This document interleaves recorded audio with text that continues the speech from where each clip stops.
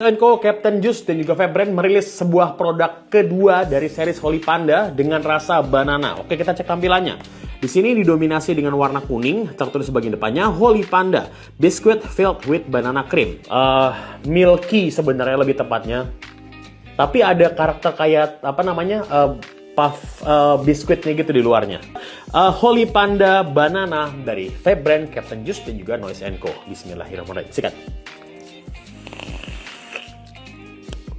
Secara flavornya, di awalnya gue langsung dapetin rasa banana cream yang sangat berasa tebal dengan tipikal banana cream yang di sini tuh wangi, manis, silky, ada milky-nya juga. Bergerak ke tengah, rasa banana creamnya semakin mendominasi, tapi di sini gue sudah menemukan ada sedikit tipikal biskuitnya.